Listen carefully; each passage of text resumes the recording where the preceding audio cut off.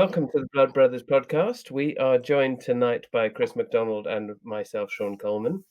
Instead of Rob Parker, we're joined by our blood sister, Vic Watson. Hello. And we are joined in our guest author seat tonight by none other than Luca Veste. Hello. Hello. Luke is the author of the Murphy and Rossi series, also The Six, also The Game, also everything. How are you? I'm all right. I'm not too bad. How's everyone doing tonight? Yeah, rocking and rolling. Logins notwithstanding, Chris McDonald. Chris has made a slight boo-boo on the invites, and we're going to rip the piss out of him for the rest of the day. Oh, don't put your pet lip out, Chris. How are you, man? Your pet lip. Your pet lip? Is that what that's called in the tune? He's like, right, buggy you all. If you're going to take the piss, I'm leaving. He's ever so sensitive, is Chris. You mustn't take the piss out of him. Oh, Christ. Vic, you've only been on for a couple of minutes. You took the piss out of him and he's gone off crying into his giant pillow. I need a new microphone for Christmas. This one keeps cutting out and it's doing my head in. Well, if ever there was a public Santa wish. Yeah, just giving. Or what's it called? Just give, just eat. Just eat. No, it's not just eat. You're not going to get, you're going to get a microphone in the shape of a pizza from Just Eat. Never, you might be able to eat the microphone, but I don't know if it's any good for the podcast. It'll be better than this piece of shit I have. He's proper angry. I am. Right. Well, all of this notwithstanding, Luca, welcome. Welcome to our podcast. Thank you very much. I was saying earlier, this is actually the first podcast I've ever done that's not my own, which is really strange for someone who's been doing a podcast for 4 years, is that no one has ever invited them onto another podcast, which either said something about the level of enthusiasm people have for me as a podcast host, or, No, I think everyone's just terrified, Luca. Why? It's the accent, isn't it? I remember Brookside. We possibly send the translator. There's far too much Northern going on in this.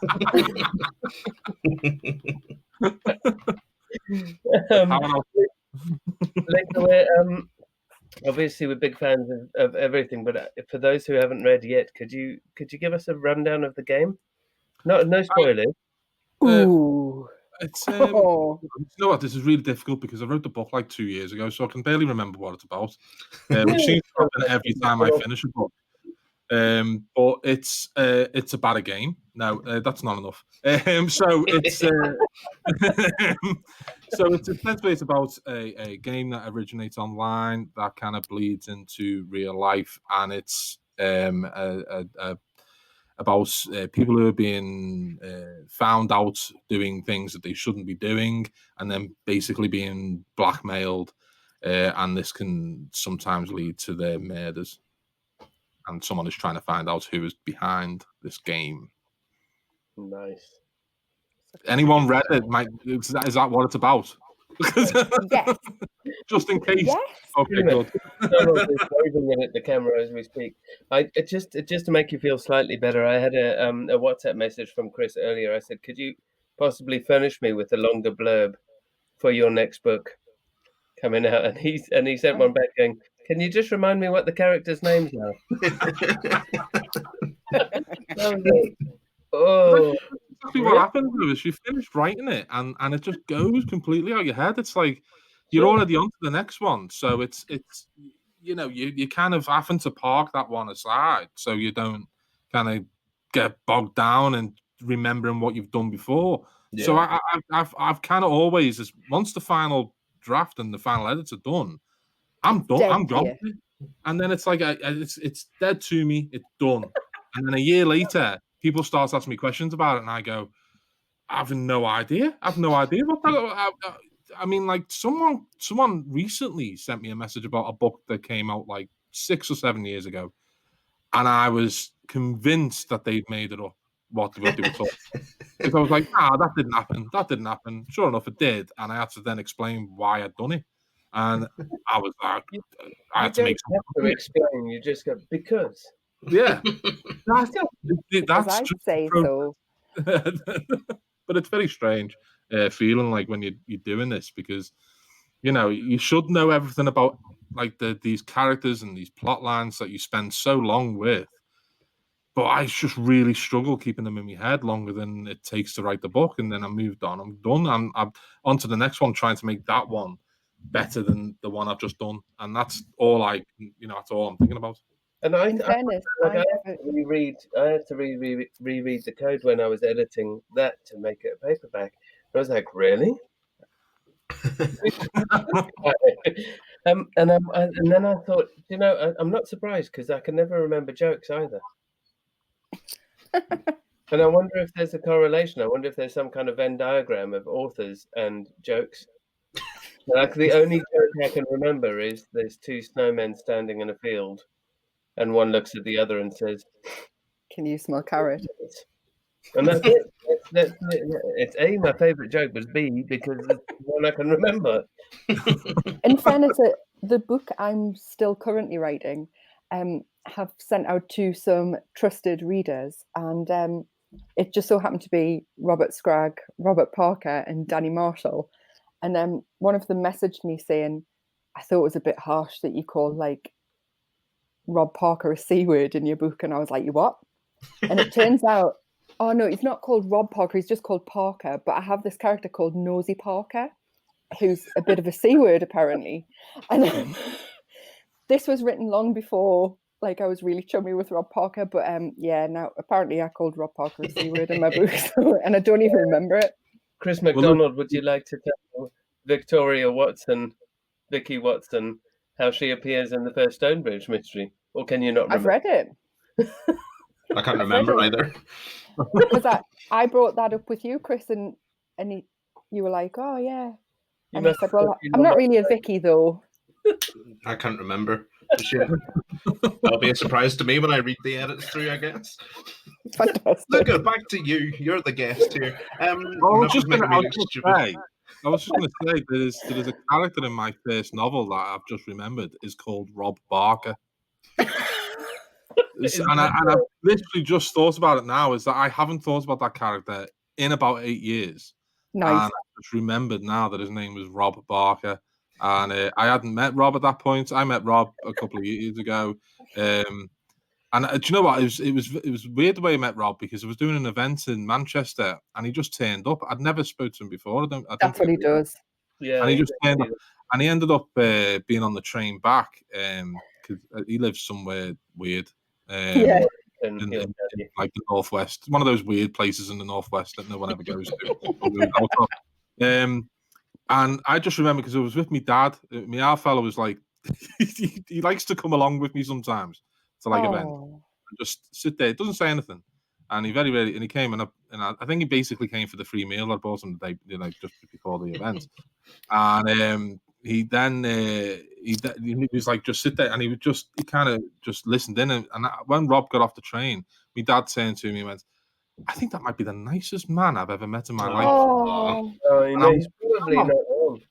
I was like, you know what, you're right, because Rob is like one of the nicest people I've met doing this in 8 years. He's one of the nicest guys, just happy. He always seems really happy. He's like, those dogs that you get that are just happy to be alive. That's exactly what Rob is like. It's just like, Rob is just happy to be anywhere. Yeah.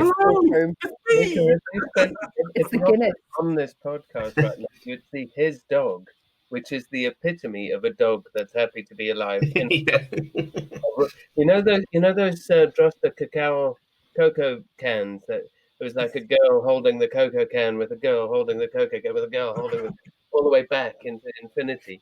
Rob and his dog are like that. We're happy to be alive. We're happy to be alive. We're happy to be alive. It's amazing. That energy.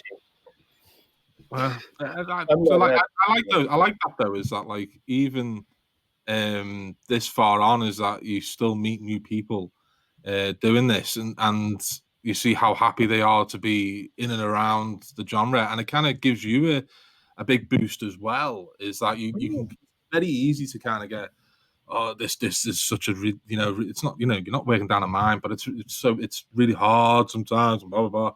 And then you meet new people and you go, do you know what? This is a fantastic job that I have, a fantastic career and a fantastic business to be working within. And it just kind of gives you that drive to keep going. And I love doing that. And that's why when we do the podcast and we speak to new people, they're my favorite interviews to do, is that you can kind of meet new people and you realize that, like, there are these voices coming through all the time. And I love that.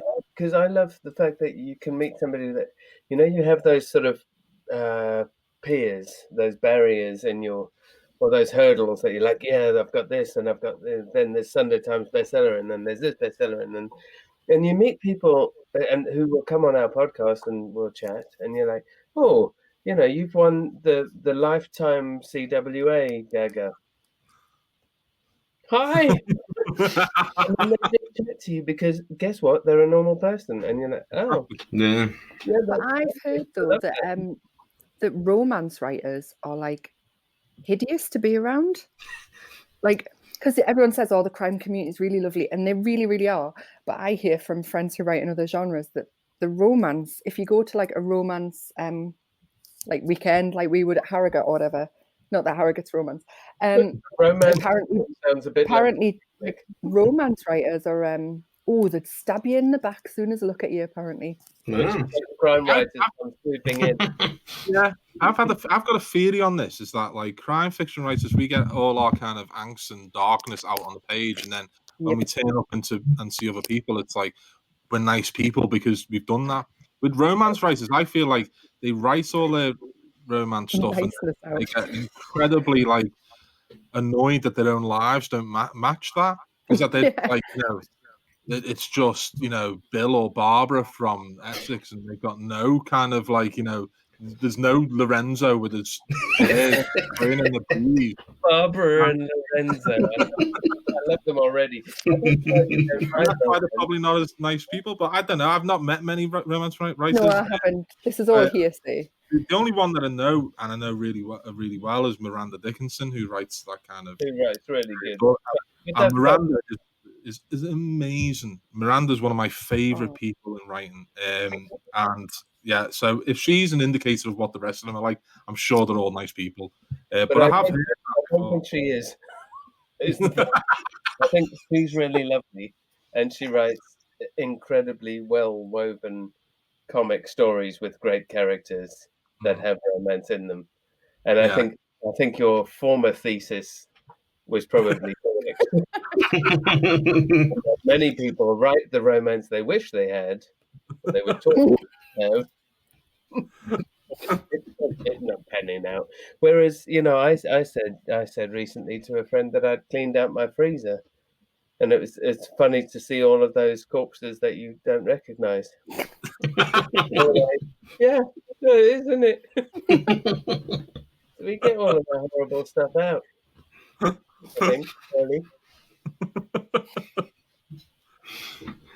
Sorry, did I take that to I've actually killed? I always take I've actually killed people. And I think at some point something's going to happen. Yeah, police are going to knock. Police are going to look back at all of this and they'll be like, oh, Sean's brought it back. There were signs. No longer an episode of a podcast. Evidence. I need to write a couple of romances, then I'll be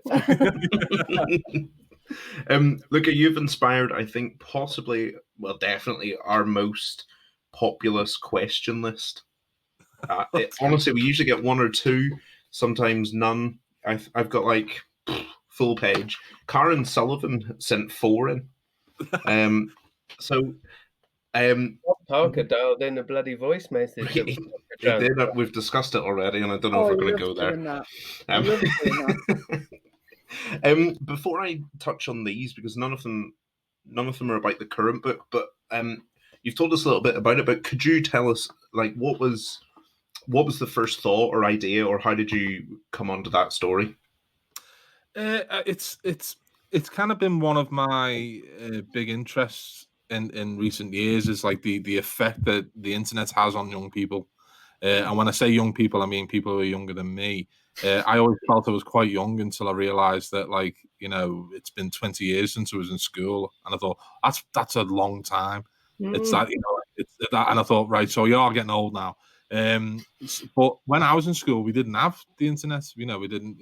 We had dial-up by the time I got to like high school, like later high school, and like that's, you know, when it takes like half an hour for one picture to load, it's like that's not really the internet.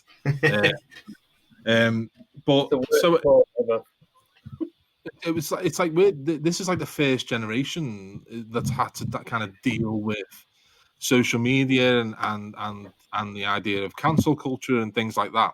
So I wanted to kind of explore that in a certain way, and I had a very kind of stark image in me mind of like, you know, someone doing anything they can not to be exposed for something they've done, a lie that they've told online possibly, or, you know, catfishing was a big thing as well for me. There's an MTV show called Catfish that I became obsessed with, and it's this idea that online you can be anyone who anyone you want to be. So that was kind of where that process started for me, was looking at that, and then it was more about how would I make this work in a crime novel, and I was saying to Vic off air about like this book was actually a complete failure the first time I wrote it. This book was supposed to be the book that came out when my previous novel, The Six, came out. But I ended up having to stop because I did 4 different versions of it, and in each version it just seems to get progressively worse. So I had to stop, and I wrote The Six instead, and that was a much easier process. And then it kind of came back to the game with a fresh eye, scrapped most of what I'd done, and it became what it is now. But it's more about the characters, about the people who are behind these kind of this like performance that they're doing online, like these kind of, you know, very ardent, broken people that will try and make themselves feel better by doing, you know, by creating this like persona for themselves. And then it becomes about like your antagonist of like, well, who would want to go and hurt those kind of people and why? And that's the genesis of it. That's a long version of it. Other than I could just say it's about a game. Again, does that I think it's really interesting that like we have these historical schisms where like nothing happens, and then the Victorians come along with engineering, and then nothing happens. The small things happen, and then like I remember at second year at university being taken into the library and being shown the internet machine. I'm slightly older than you. It's fine. But it was we could use that machine, that we could use that computer, that machine, they called it, that computer. That was how we connected to the internet, and everything else was typewriter, or you know, fancy typewriter that did 5 lines or maybe 10 lines if you were fancy. How old are you? Typewriter. Well, I'll be 50 in 4 years, so. That painting in the attic is working top notch for you, though, isn't it, Sean? Is nailing it. However, I will be 50. It's always sickening to see Southerners who look much younger than you do, because you grew up in the north. This happens to me all the time in writing. You meet these people who come from, like, you know, south of like Nottingham. That's where I come. I come really far south of Nottingham. I come from South Africa. We didn't have running water. We didn't have electricity. We didn't have telly. We couldn't do a lot of those things. We did have a lot of sunshine. It just, I tan easily. I haven't wrinkled well, and I still have all of my hair. So I'm. See, this is the thing. Is that, like, you know, it's like I'm half Italian. Like, if we see anyone from the old country, they always look a lot better than we do. You know, it's like it is. Honestly, I do draw the line at Nottingham, just in country-wise as well. Just like anything south, French people look better than me. Look better than me. Antarctica look better than me. I'm telling you now. Everyone in the southern hemisphere looks better than most people. So I think Nottingham is not a bad. I know people use Watford, but you know. Yeah, but I was watching something yesterday with Kit Duvall on, and apparently she's like in her 60s now, and I nearly shot myself because I was like, No, I would say 25. So yeah, I was like, I thought maybe she was a bit older than me, but certainly not that much older than me. He died. I want to Google that.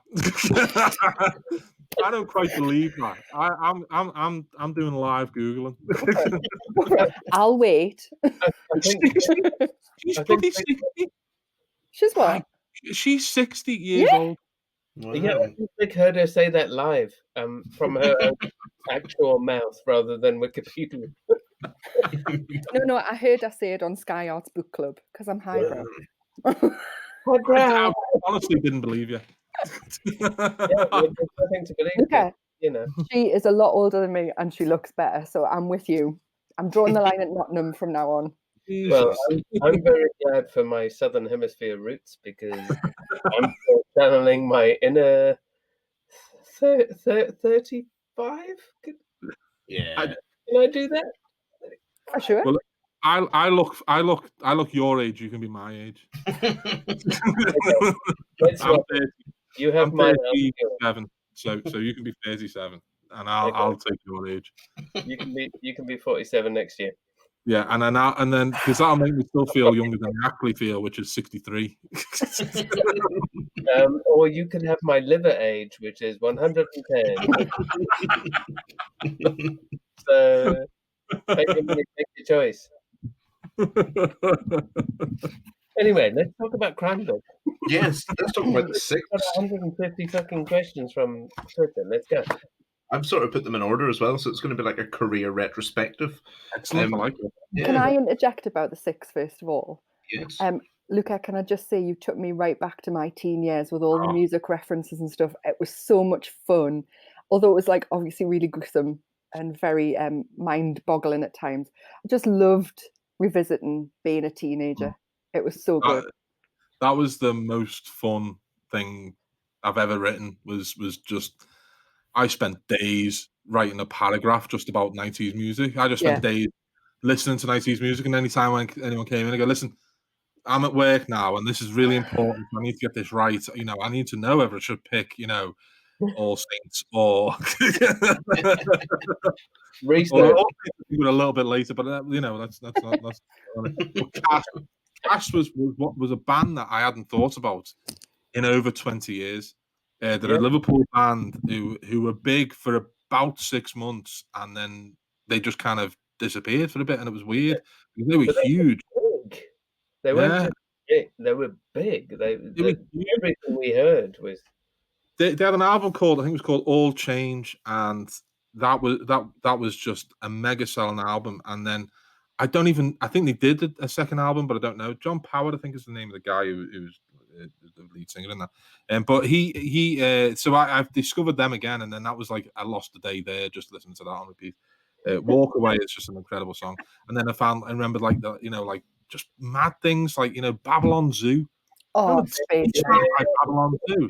I listened to that for the first time in 2 decades and went, what the? Why did we think this was amazing? Because I remember being at university and being like, what is this?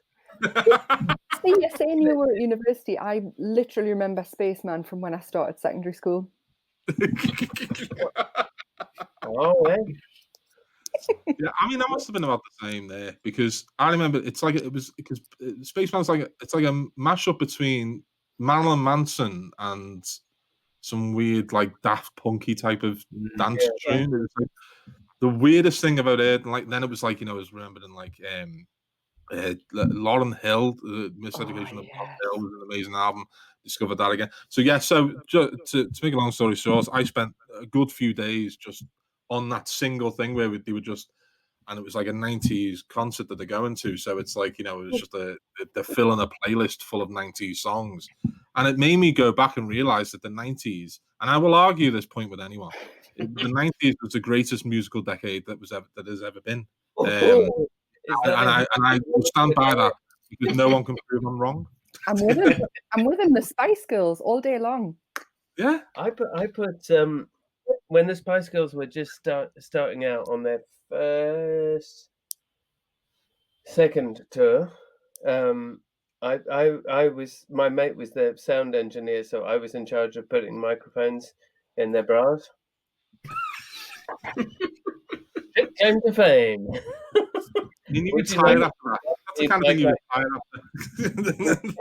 come and help you mic up some shit celebs? Yes, I'll do that. How dare you? How dare you? Listen, I wasn't of that era. I'd already done the Smash Hits tour with Samantha Mumba, Oh, yes. Piper, 815. You know, come on.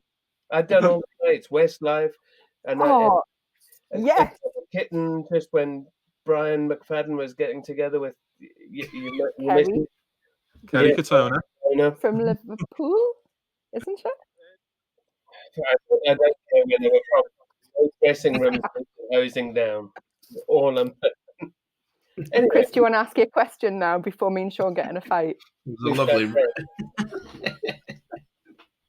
Side grills. The question was from Dan Stubbings, and he said, for the 6, which blew his mind, what was the inspiration for that story?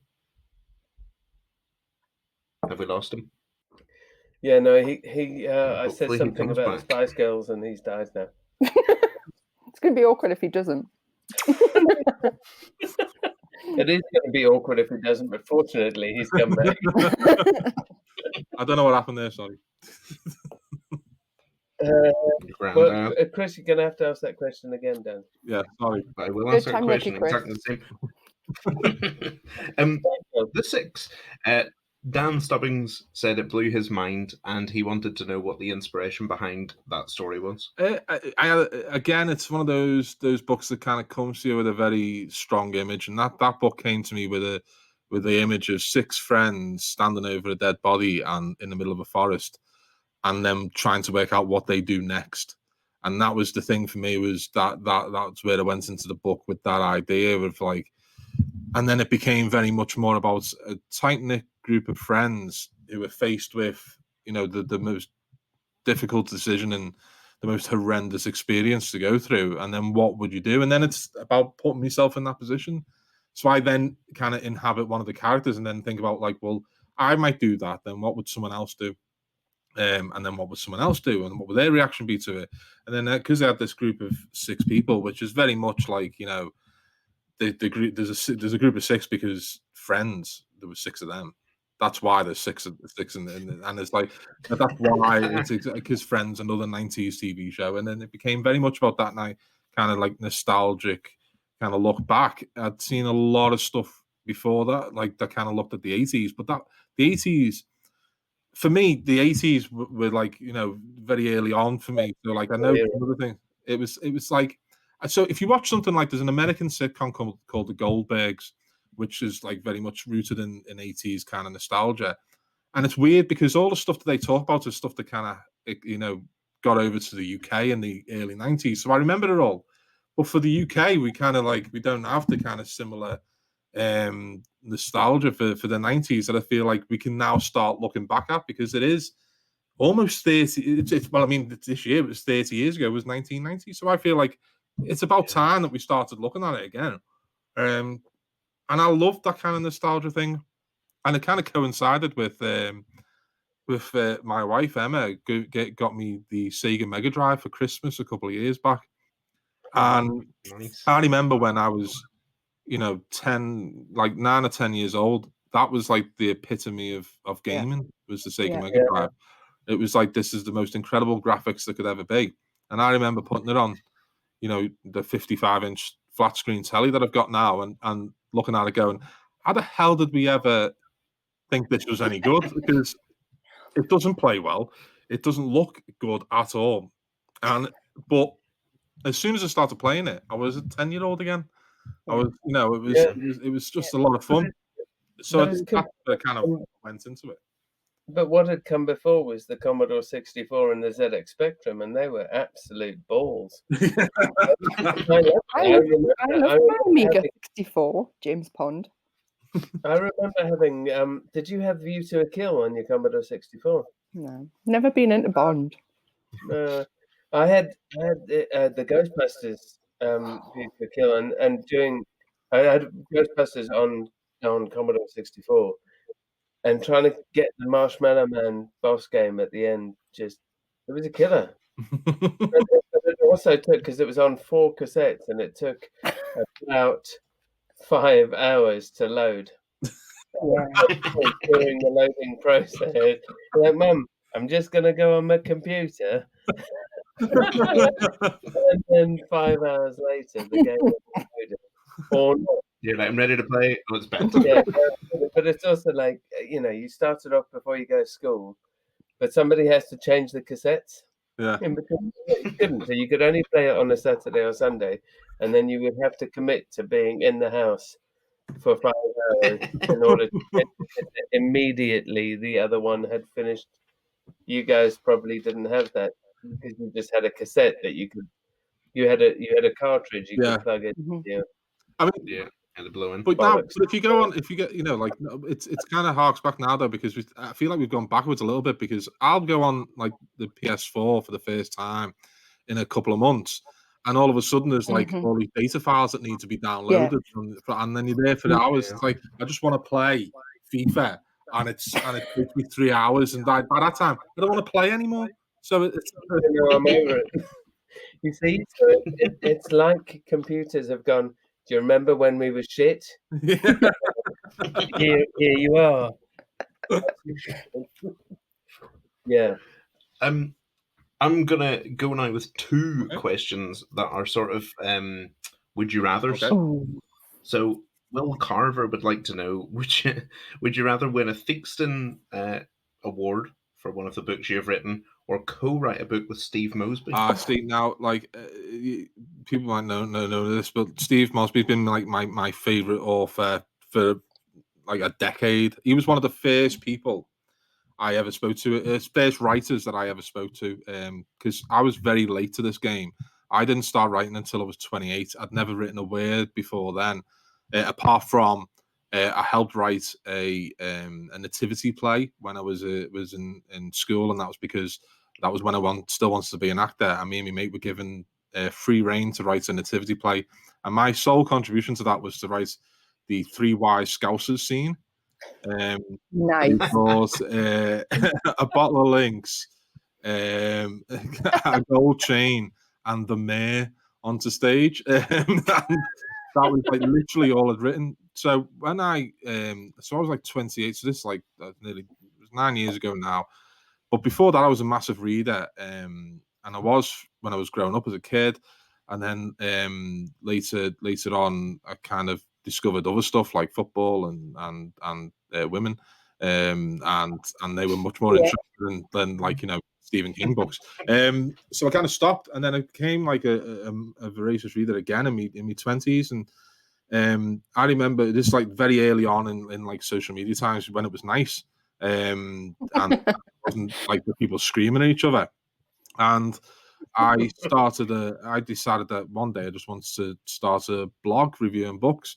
And before that, though, I'd spoke to 2 writers, and Steve was the first one I spoke to. I'd picked up his book in a charity shop, and I thought, you know what, I enjoyed this book so much.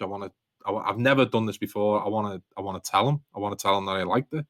I had no idea who he was or anything like that, and I just found him on Facebook and I sent him a message. And I still remember now ringing my wife while she was in work and saying, "You'll never guess what Steve Mosby replied to me." And she's like, "Well, okay, let's go through this, Luca. Who's Steve Mosby?" And I'm like, "It's the book I've been telling everyone about this book, and blah blah blah." And I became a fan from then. And there are these authors, I feel like, for everyone, where you almost feel like, they're writing for you. Everything that they do is like the perfect kind of book for you.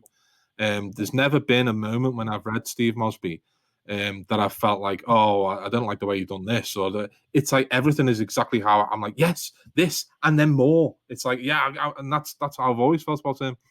So to answer the question, it's the Theakston's Prize every time, because you get $3,000 for that.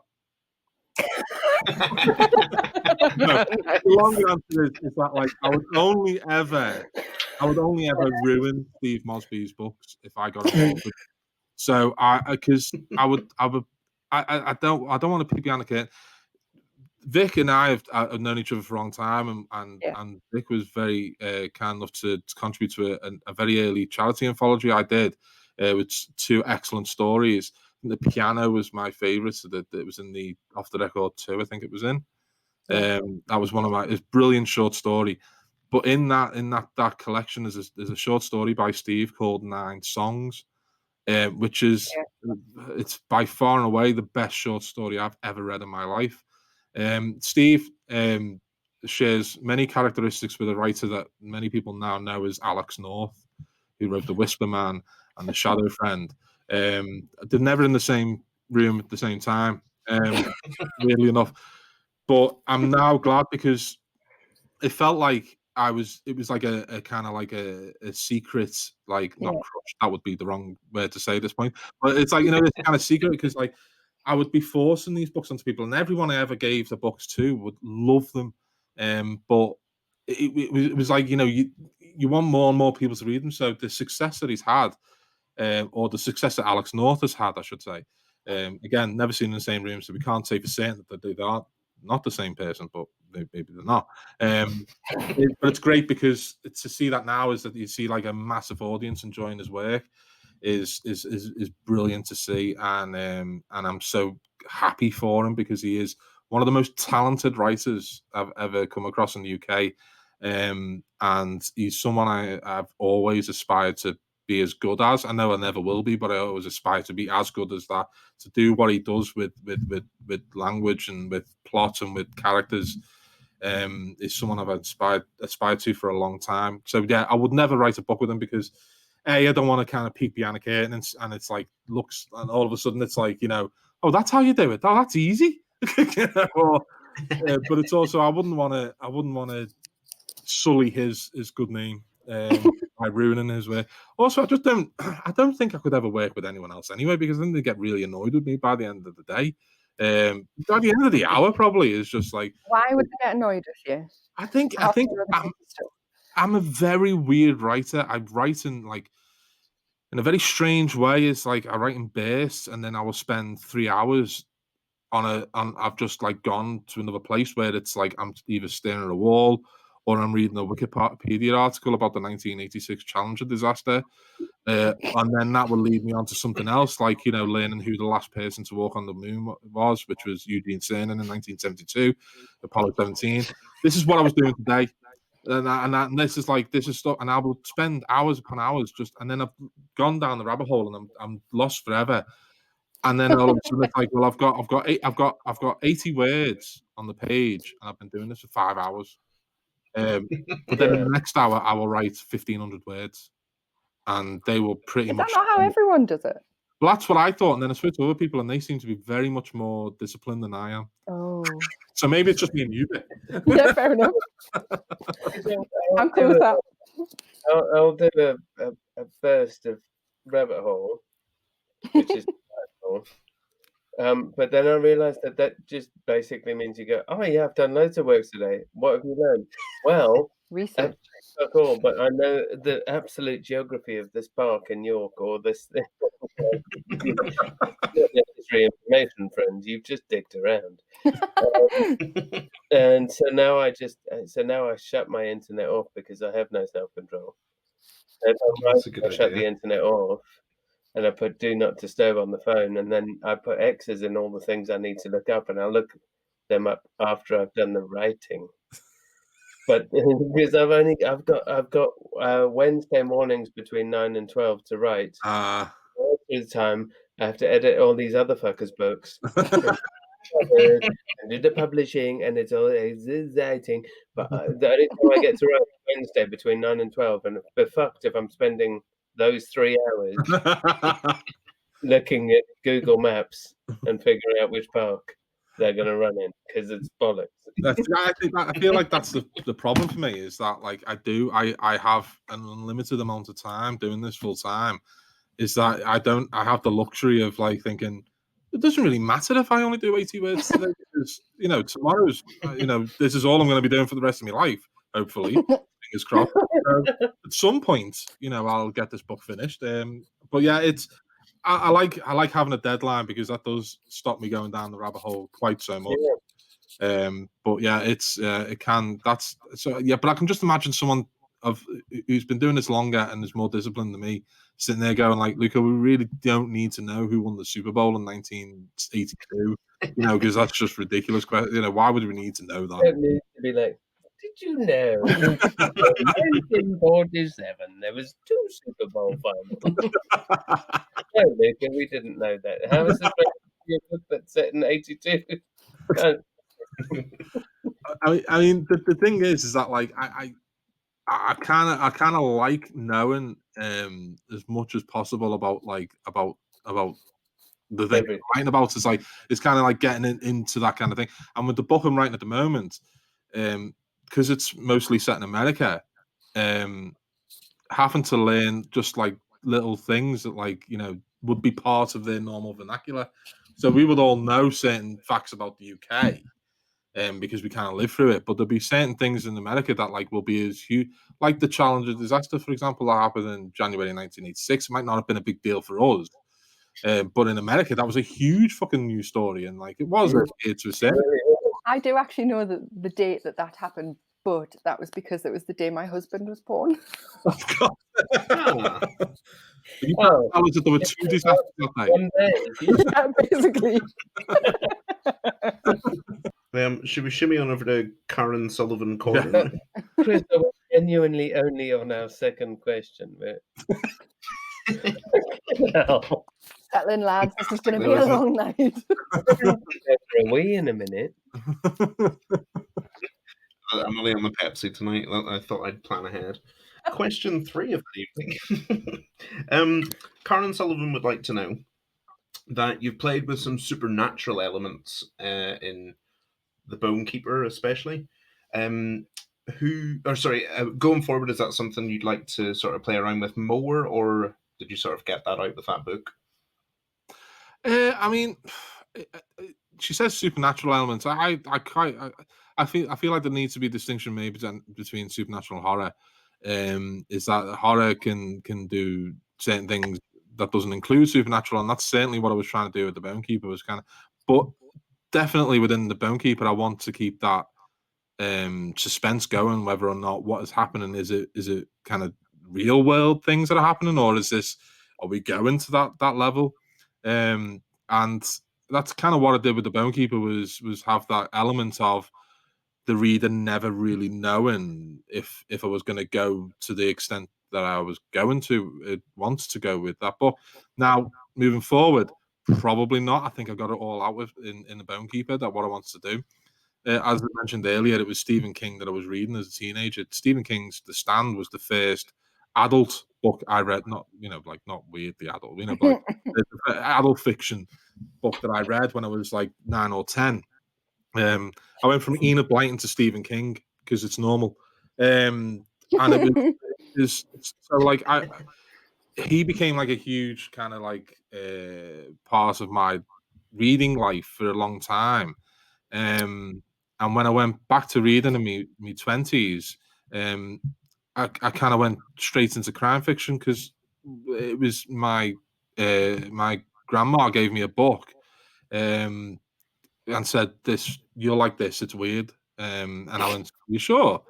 She's like, "Yeah. You'll like this. It's dark." And I was like, "Okay." And it was Mark Billingham's Sleepyhead. And I read that, and it was pretty much the first crime novel I'd read since Enid Blyton, weirdly enough.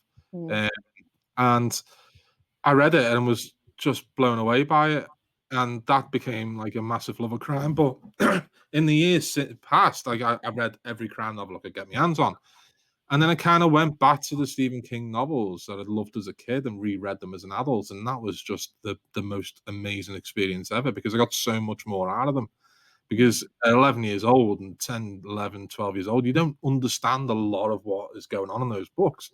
Reading them as an adult, it was like, oh my God, now I understand what this is, what this represents, what this is an allegory for, which is what this is a metaphor for, and all that type of thing. So that when it became the Bone Keeper, when I was writing the Bone Keeper, it was very much of that story could only ever work as a standalone.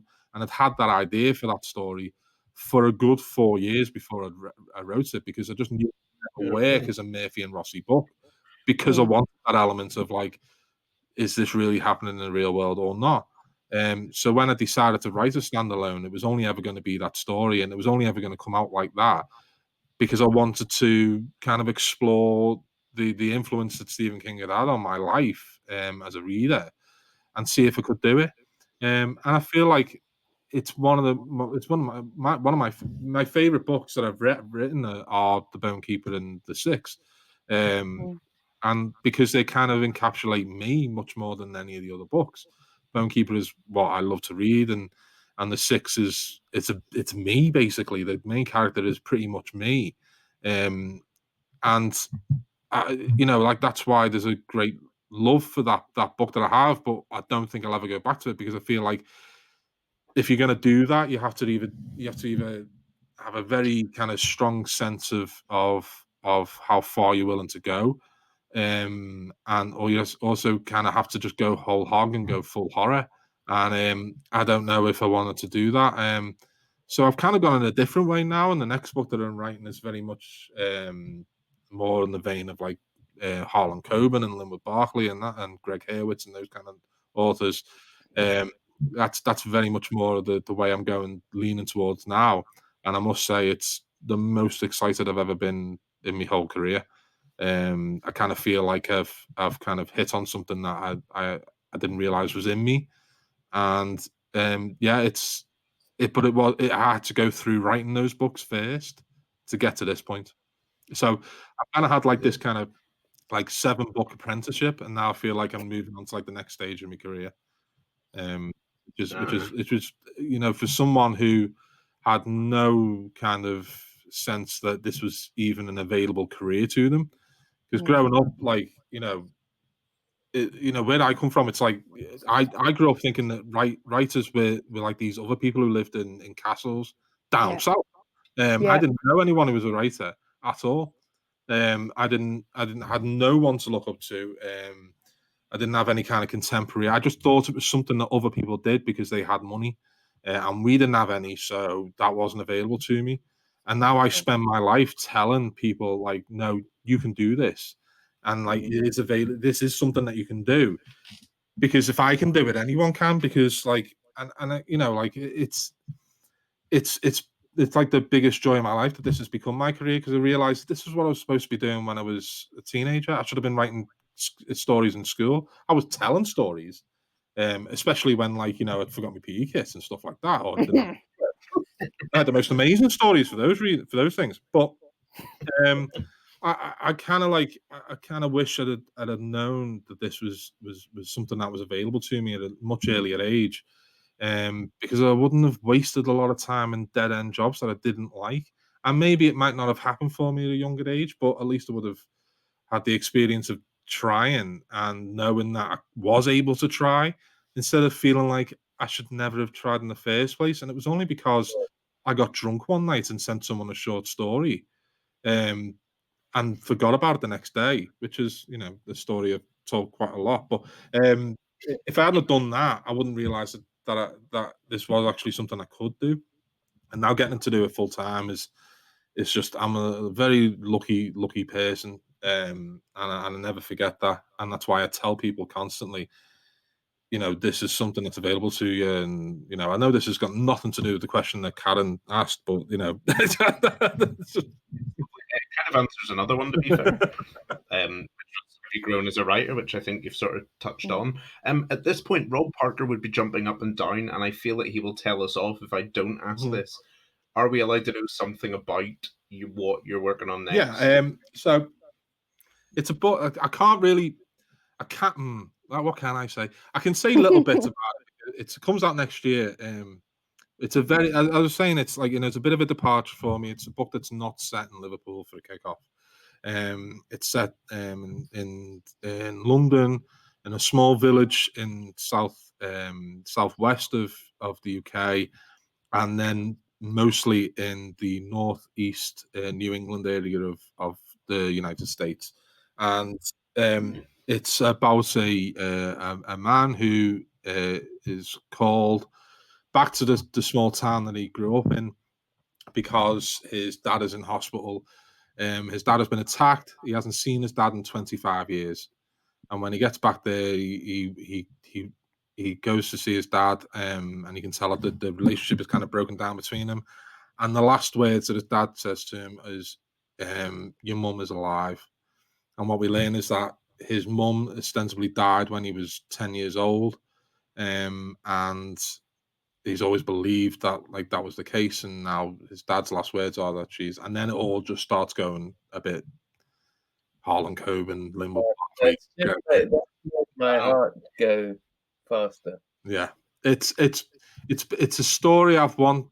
It's a story. It's a story I've wanted to tell for a long time, because it's kind of based on something that kind of happened to me when I was a kid, which I won't go into because it's a bit personal. But it was that kind of idea of, like, growing up with this idea that you've been kind of left behind, and then discovering that might not have been the case, that there might have been some reason behind it, and it wasn't just the story you've been told all your life, and then going to find out the truth. So it's very much an ordinary man in an extraordinary situation kind of thriller. It's been an incredibly emotional book to write, kind of put myself in that position of someone who kind of believes that their parent has been dead all the time, and the hope that is given to you when you find out that they might be alive, but also why is it like that kind of thing? Yeah. So it's called at the moment it's called You Never Said Goodbye, and it'll be out next June or July, I think it'll be. Sounds great. I've just got to finish the fucking thing now. Problem. We can finish in Karen Sullivan. What's your favourite book that you've read this year? Oh, that's a difficult one. I've read a fair few this year that I've loved. And one of Karen's books, actually. Karen, by the way, is again just the most amazing person. I love Karen to the end of the earth and back. One of her books. It would be Matt Veselowski's Deity and I love his 6 stories series. Can't wait to read that. Oh, I mean, his 6 story series is just out of this world. One of the most original kind of crime horror-y type of books that have been around, and I'm just an absolute fan. He's one of those where, like, I mean, he's only been around for a few years, and I get a bit starstruck around him. I do, because I'm like, I kind of want to know how this came to him, how this kind of came out of him, and then, like, he's one of those where he's an uber cool guy as well. And I kind of do geek out a bit about Matt, and I talk about his books quite a lot. The Last House on Needless Street by Katrina Ward. My God, if someone had explained, and I can't explain the plot, because the most annoying thing about this book is that you can't explain what it's about, really, without spoiling the entire premise and things like that. If someone had told me certain elements of that book that happened in the first few chapters, I would never have read it. But when I know read exactly what you're talking about as well, because I've just finished it. Taken, got it. It's mine. It's just just an amazingly well written book, and it's so insidious and absorbing. I could not put that down whatsoever. It was really difficult to put down. I've got like a little stack, actually. Where is it? There it is. There. And it's like another one I read recently was The Last Thing to Burn by Will Dean. Oh yeah, that comes out in January. So I read it this year, but it's not out this year. But it's an amazing book. And The Perfect Lie by Joe Spain, really enjoyed that book as well. So yeah, I mean, The Shadow Friend by Alex North. Honestly, I could wax on lyrical about fucking hundreds of books. I think at the moment the crime genre is just rich with fantastic books. I love the kind of era we're in at the moment, because it just encompasses such a wide range of stories. You're going from like something like Richard Osman's The Thursday Murder Club, which I thought was brilliant, to something like The Last House on Needless Street, two completely opposite books kind of occupying the same genre. There's not many other genres that you can kind of point to and say that happens. So I think it's, as crime readers, I think we're incredibly lucky to be in this time where those two type of things exist. And yeah, I'm always reading new books. I'm always reading new authors. I absolutely adore it when the letterbox goes and you've got a big nice stack of new books and you can kind of go through them. I love that. I just think it's brilliant, and I read anything, mate, and I read everything, and I usually enjoy it. What a lovely answer and a celebration of crime. Rob Parker, should we lower the tone a bit? Yes. Rob Parker is not here. question. Yeah, I'll pick the one that's going to make him look a bit like an idiot. Yes. But he can't be here tonight because he's on a lovely family thing around Knowsley Safari Park. And I mean, he could have asked you, author of however many books and smart questions, and he went for this. What's your advice on getting monkey feces off a family sofa? Oh god, Knowsley Safari Park was. I didn't think. This is a weird one, because Knowsley Safari Park is literally about 20 minutes from my house, and I grew up a bit further away from than that though, and I thought it was like this magical place growing up where like you couldn't go to, just normal people couldn't go to. I thought it was like one of those like kind of like places you hear about where it's like like proper big game reserves and stuff like that, where it's like rich people go to. That's how I felt about like Knowsley Safari Park, until I got older and realized that anyone with a car can just go in. And we didn't have a car until like about 6 or 7 years ago. And one of the first things we did was go to Knowsley Safari Park because we'd never been as kids. We'd never been because we grew up with parents who didn't have cars, and we went, and the monkey didn't shit on our car, but they did try and rip off the wing mirror. And then there was a very strange moment where two monkeys got on our roof, and there was something going on up there. But I didn't want to get out and check what it was. But yeah, a test car with a sunroof. Or what was happening, and those monkeys were having sexa time. This would be the point that if Rob Parker was here, he would say, "Were they doing Rudy Doody things?" If Rob was here, yes. Sorry, were they doing Rudy Doody things? Yes. Awesome. I think I feel bad character assassinating them in this way. You can't assassinate someone's character by calling them nice. Yeah, true. It's really nice. It's like, oh, calm down a bit. He's a dick.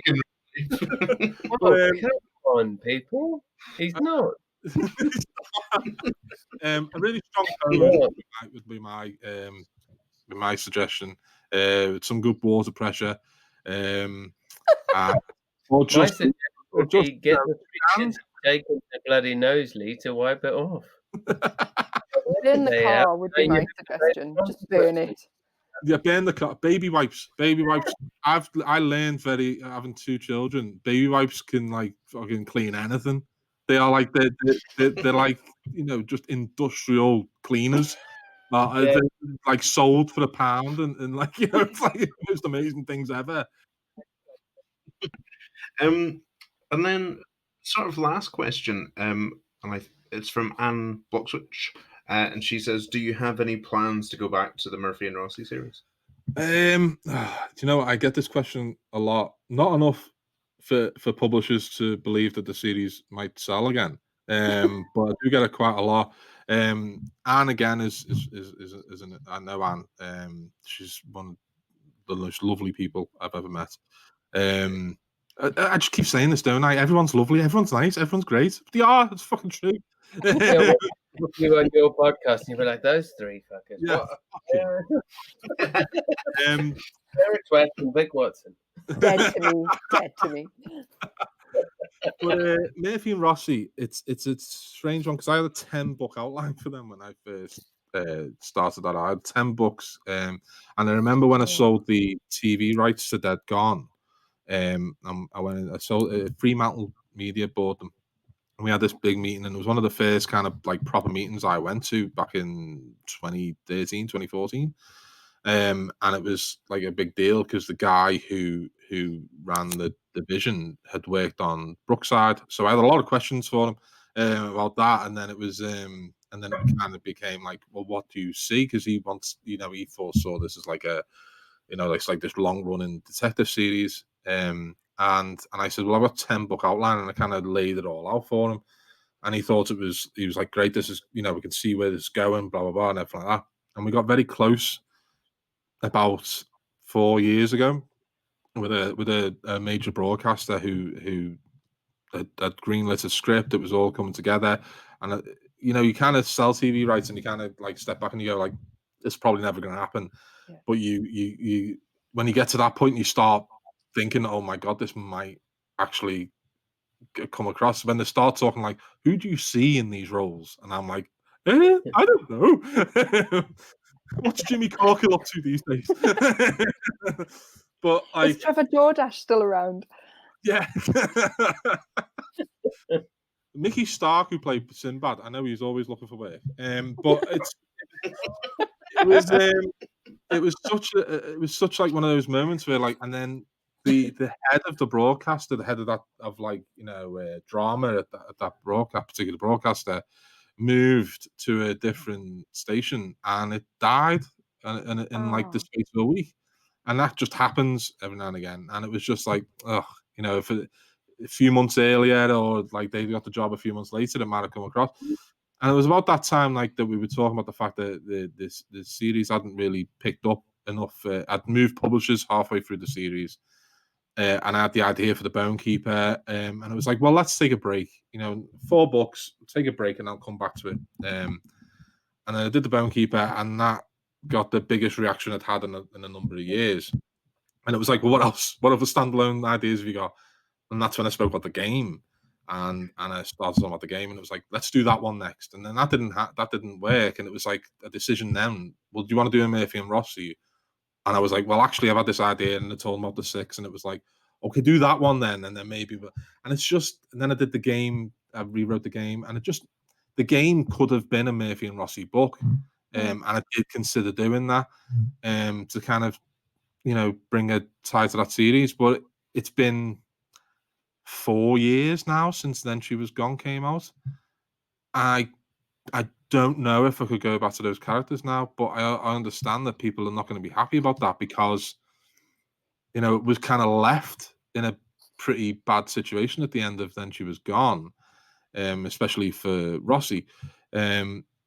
So I started joking in events that like they both died off screen in a terrible car crash and stop asking me. And it's like, it was a joke, but like, I'm starting to think maybe it was true. Maybe that's what it did. I love those characters.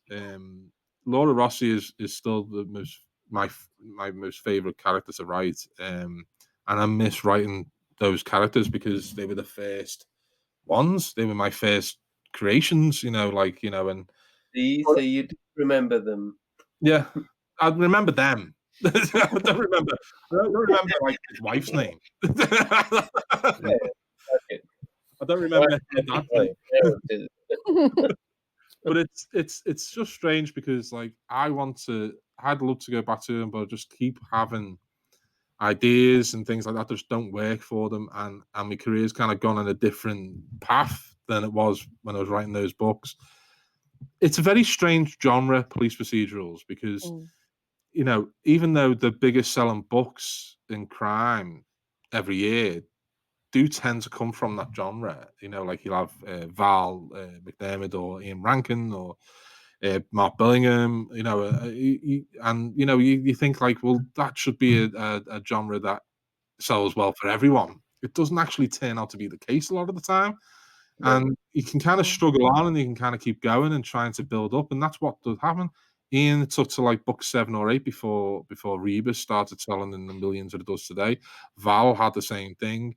Mark kind of came out the gates early and did massively well, but that's just because Mark is just brilliant and lucky.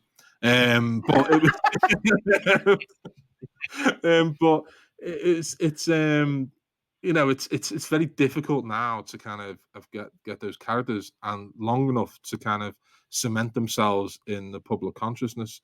Unless you have like a TV series behind it, like, you know, Anne Cleves is done amazingly well, and I think, you know, the TV series has probably something to do with that, along with their amazing books.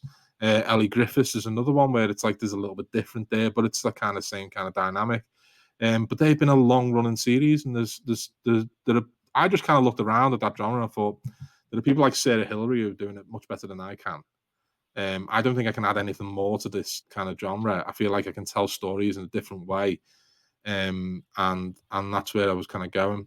So at some point, I think there will be at least a novella about the kind of Murphy and Rossi kind of, because the next book in the Murphy and Rossi, I've never said this, but the next book in the Murphy and Rossi series was supposed to see Rossi go back to Italy, and there would be a case happening in Italy and a case happening in Liverpool, and that would have been the best tax write-off I've ever done in my life. Yeah.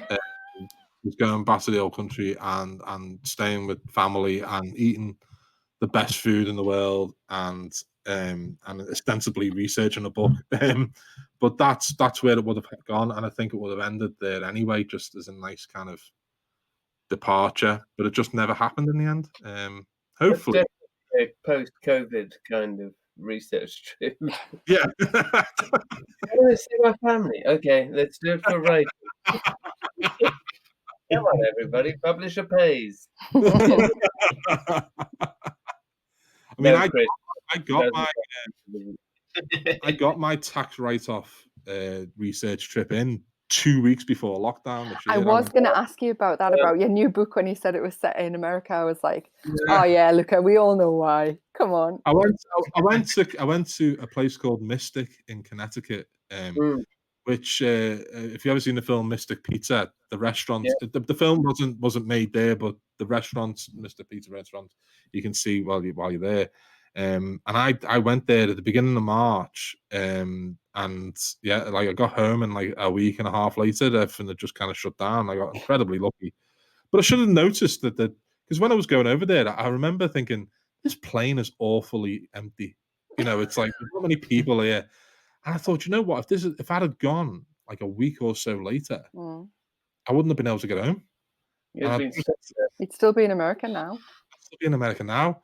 Which, okay, there would have been. Yeah, probably at this point be in some kind of deportation center. You could overstayed your visa, but couldn't fly. That president. So you would have probably been some strange-sounding foreign person in America. Well, that was the thing. Is I tell you what, it was a really interesting experience. Because I've never been somewhere where, like, you know, if you're doing research in the UK, it's like difficult to just go up to random people and just ask them questions because they think you're weird. Unless you're in Liverpool, the lake. Newcastle was a place that I always felt like was all right with you just going up randomly to people. Oh God, yeah. I mean, if you don't do that here, you're weird. Yeah. But if you go down to London, I mean, if you so much as breathe on the tube, it's like you've killed the Queen or something. It's like, but I went when I was in America. I was like there on my own, and I was there for 5 or 6 days, and I knew I had to pack in as much as possible. But I also knew that I knew fucking nothing about the place, and I knew nothing about the people. And I thought, oh God, I kind of had this realization like the day before I went, like, what am I doing? Like, I don't even know what I'm going to be, you know, I don't know anyone there. I don't know what I'm going to do, and blah, blah, blah. And what I found was that, like, you go to any random American and ask them a question about where they live, and it's like they've been waiting for it. They're happy to kind of show off. It's like, oh, let me tell you about my home state or my home city or my hometown. It's like, you know, they're so proud of wherever they're from. So I would just strike up random conversations with people in diners and in bars and in bookshop. I found a bookshop in an ice cream place. So I just started talking to someone. This nice old woman. She was lovely, and I just asked her about the bridge. The best in my Philadelphia stories, because we've heard them before and they were hideous to random people in bars. But like that, it's like they don't have. They've got. It's like they're like us, but they've kind of lost that kind of whole like barrier that we kind of put up as like, you know, British people are like, you know, like, well, you know, like the you know, certain The people reserve. It's like they've got no. They're just not. There's nothing there. So like, yeah, it was the most amazing 6 days, and I learned so much about the place that I got home and I couldn't wait to write about the people because they're just all very different than I was expecting. But yeah, that was the research trip I got in. Just managed to sneak in before lockdown hit, and then it was like, well, now I've got no excuse. I've got to write the book now because there's nothing else to do. And I've done the research, which has to be claimed back. Can I ask a really quick question, Luca, about I know you said Sleepyhead was one of the first crime books you read as an adult, and you've mentioned Val. What's it like being in a band with them? Oh God, it is still one of those things where like I keep a big canvas that Emma bought me for Christmas last year. It's like of the band on stage, and every now and again I catch sight of it and go like, "Oh fuck, it is real," because it is the most amazing thing I've ever been a part of. Because I touched on earlier about wanting to be an actor when I was a kid. I wanted to be everything when I was a kid. Anything that kind of looked easy, I wanted to do. So I wanted to be an actor. I wanted to be a singer. I wanted to be in a band. I wanted to be a footballer. I wanted to be a boxer. There was one weird weekend when I thought I was going to be a taekwondo star, and that didn't ever come out. And then it was like, no, I have to get a proper job now. And because I failed at all of those things, I was in various bands as a kid. And I did the pub circuit for many, many years, getting paid like 20 quid to do an hour set in a bar when no one's listening to you. It's an absolute joy. But it was, so I kind of stopped doing that. When I started writing, I kind of stopped doing that. And I thought it was one of those things where I would just like, it would be one of those like, memories I would have of like, do you remember when I used to, you know, sing Umbrella by Rihanna in a pub in some weird place in Liverpool, and it'd be like, yeah, you remember that? Was stupid, wasn't it? Yeah. But I did an event with Mark Billingham in Waterstones Liverpool 1, and me and Mark are now really close friends, which is really bizarre because I was a fan of his before anyone basically in crime, and I still am a fan of his. But now he's a mate. But like at this point, we kind of knew each other. We'd known each other a few years, but we weren't exceedingly close. But we'd done an event in Liverpool 1, Waterstones, and afterwards we were in the pub, and he turned around to me and he went, "You've done like music stuff before because you did certain things and that." And I said, "Yeah." And he went, "Do you play bass or drums at all?" And I thought very quickly, because I didn't play either of those things, but I never say no to anything that people ask me. And I thought, well, I don't play drums. It'd probably be really difficult to pretend that I've played drums. But I play guitar, and the bass is a can of a guitar. So I said, yeah, I can play bass. And he said, great. We're putting a band together of crime writers, and we might have a gig next year. And I went, that's fantastic. That was December.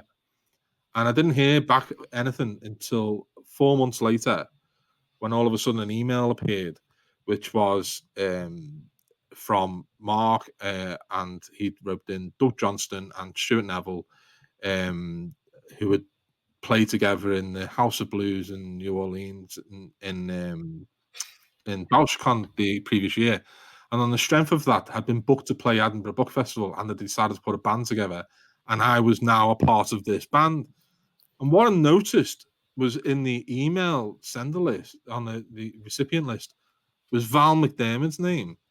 And I shat my pants a bit because I love Val. I've been a massive fan of Val's. I had never spoken to her because I was scared.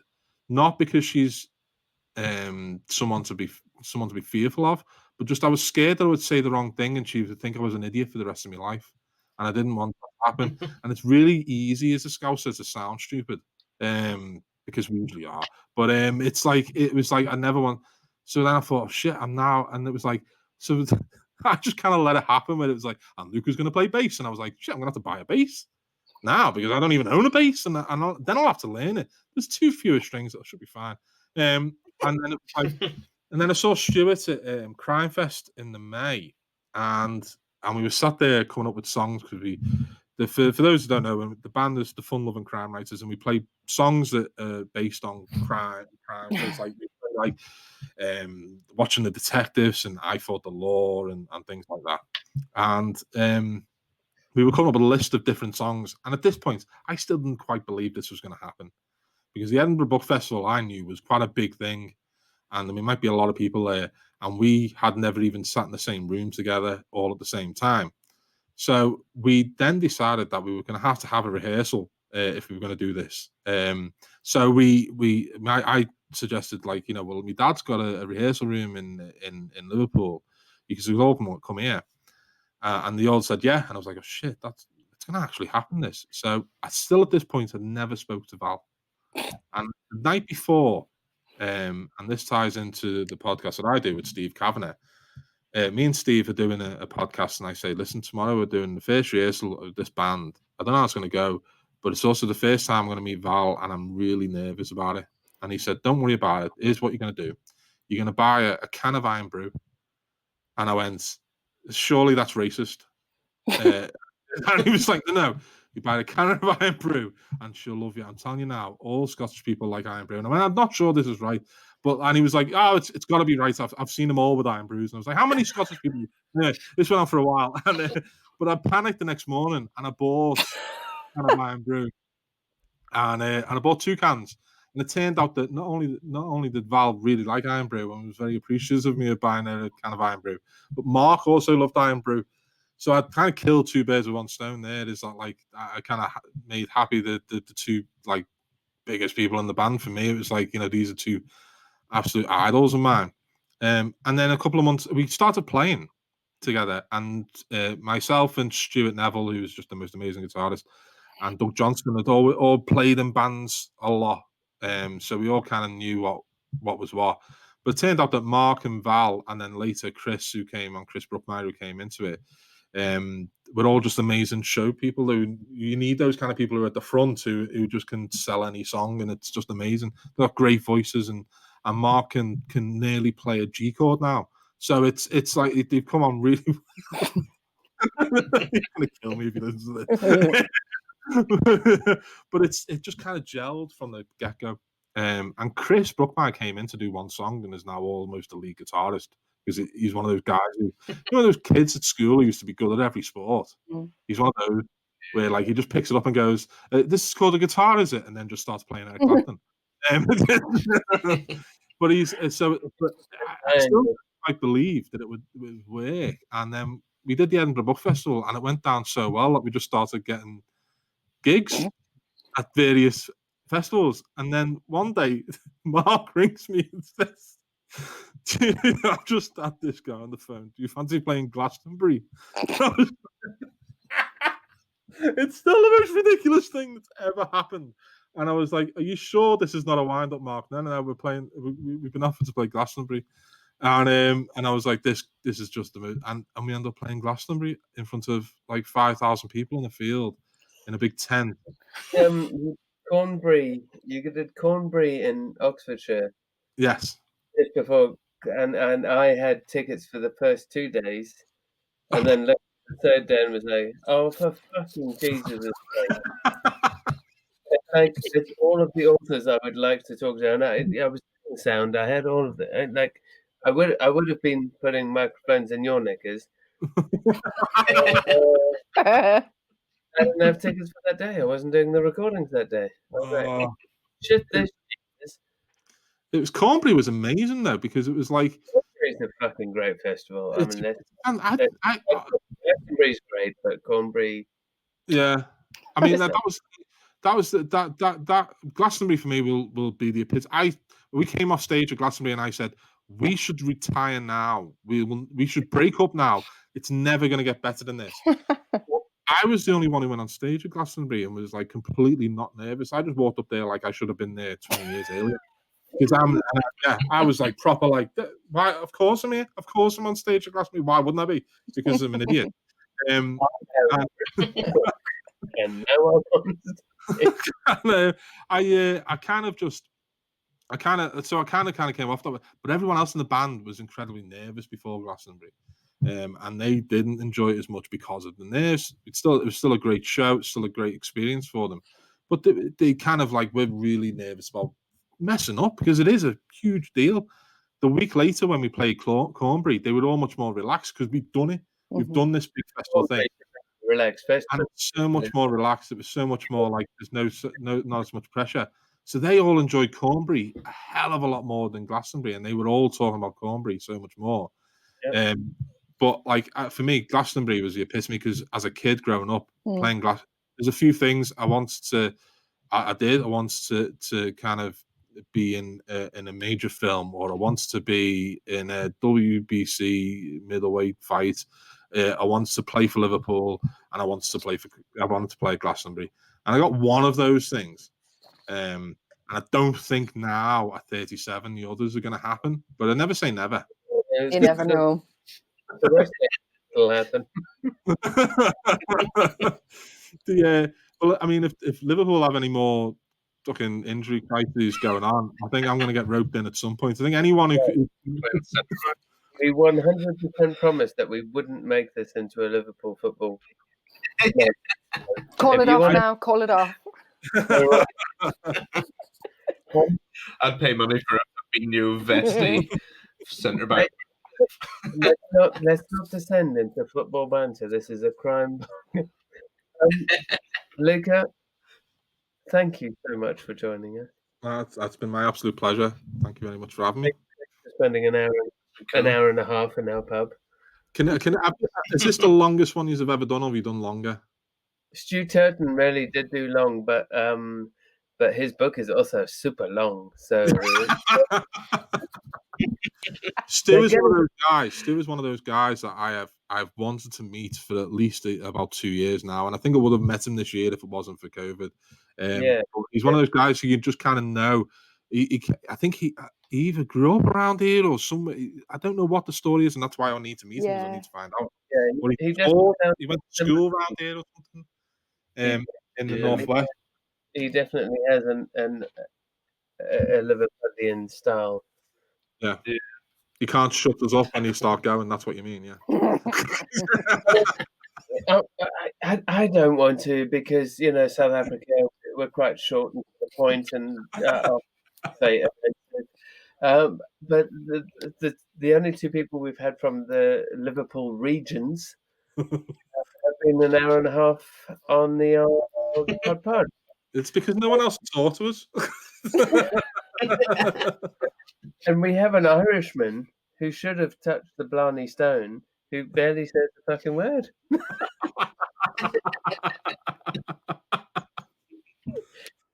And on that casual bit of racism, and goodbye. Thank you very much. Thank you for having me.